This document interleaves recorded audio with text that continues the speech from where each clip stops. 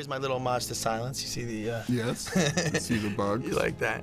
Hello, I am Brett Ratner, the director of this major motion picture. And I'm Ted Talley, the screenwriter of this motion picture, and thanks for watching our DVD. This must be special. Why are they sending this to me? I'm not a dark guy. I don't make dark movies. I do comedies. Well, I think they sent it to you because you're cheap. Exactly. I called up Stacey. I said, I want to do this. And she goes, okay, well, now you got to meet Dino De Laurentiis. And I said, Dino De Laurentiis? A Fellini fame? Scary thought. So I went to his house, and first thing he says to me is, why do they like you? Who are you? I never heard of you. What is Family Man, Rush Hour? I don't know these movies. I said, Dino, I'm a talented guy. Trust me.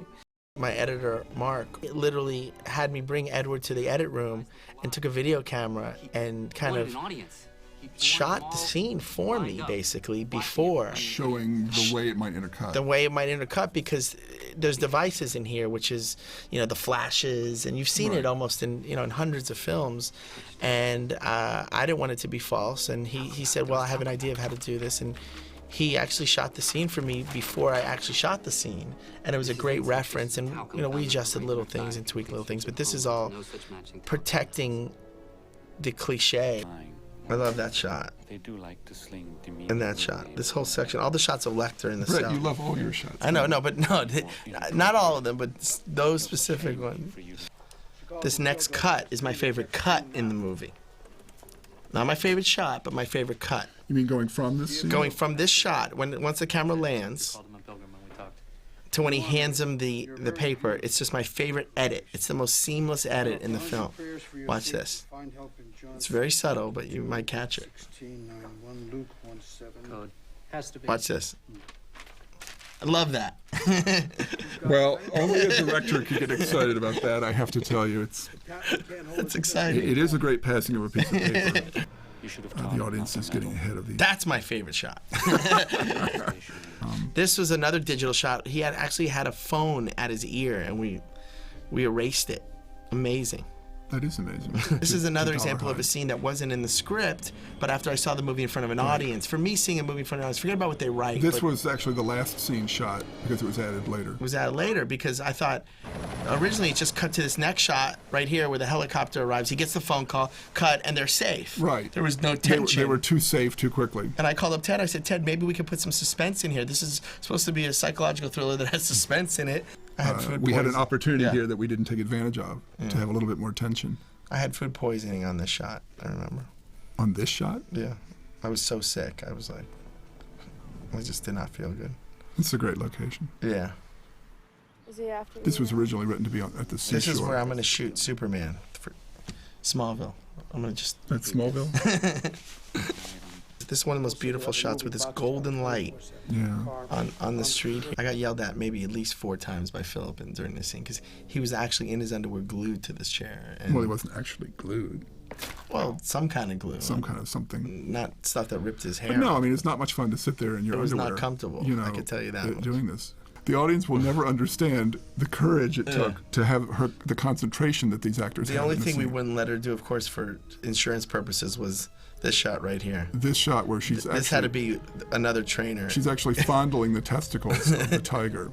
Now, what was the meaning of that scene? Can you articulate that to the audience? Well, that scene is it about... the parallel of the Beauty and the Beast? It's the Beauty and the Beast scene. It's about him trying to give her something that she has never experienced. Right. She's never seen a tiger. And she had the whole story about the cougar she saw when she was a child. It's one of her last visual memories.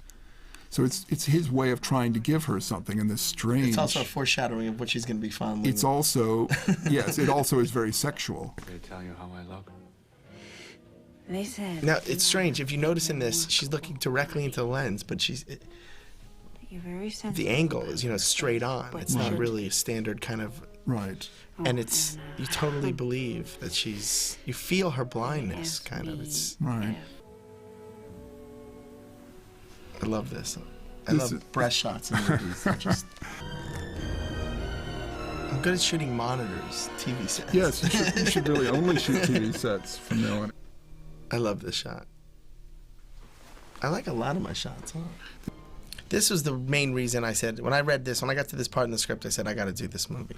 And I had to go look at the book immediately to see if it was in the book. This is such a strange sequence. It is in the book.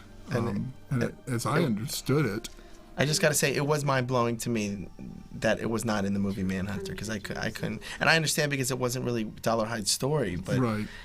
I just didn't understand. This is one of the greatest scenes. What I liked about it was the courage that it takes for that character to go there and destroy that painting. He thinks if he consumes the painting, it will remove the voice from his head. This is the moment where I always wish that she was hurrying much more so that it would catch his interest more. Why is she running into the office at night? That was my fault. That was one of the days when we didn't talk on the cell phone. Yeah. I would usually call Ted and say, Ted, this is what I'm doing. Pick his brain. This was a great stock shot. Yeah, I remember calling you and saying, you think he's sincere here? Oh, no. You know? No, definitely. And I love calling Ted because Ted, you know... It's very unusual for a screenwriter to be called on a cell phone from the director on the set. I have to tell you, I don't know if it's ever happened to me before. Maybe once. But I you know, Ted is my partner. You know, Ted, this came from Ted and also Thomas Harris. I went down and saw Thomas because I was worried. I said, Ray Fiennes is going to say, what do you think Dollar Hyde is thinking here? And I don't know what a killer's thinking, you know? This was a real fire, but we enhanced the CGI. He's got... And then this is a real fire. Right. He's the sweetest little boy. Yeah, and we should have put a thing at the end where no children were harmed during the making of this picture, but... Well, it's not his first movie. Yeah. He actually worked with Spielberg on, I think was it Minority Report? Yeah, Minority Report had a small part, but he said he actually liked me more than he did Spielberg, so I was happy about that. He said my beard wasn't as big as Spielberg. Oh, no. Nor your bank account. I just love how you drove this whole sequence. This is just goes like a freight train, this sequence. It's a classic. It's like the end of Psycho or something. It's just a great suspense sequence. I always wanted there to be one more little beat so it wasn't quite such a tidy ending. Yeah. And so that it linked up with silence. Young woman says she's from the FBI, though she's... And this for me is such an audience pleaser. I mean, it makes me smile every time it comes on because it's such a great callback. The only mistake I made is the wardrobe isn't the same for him that it is in Silence. I wish I would have got that same wardrobe. It's the only mistake I made.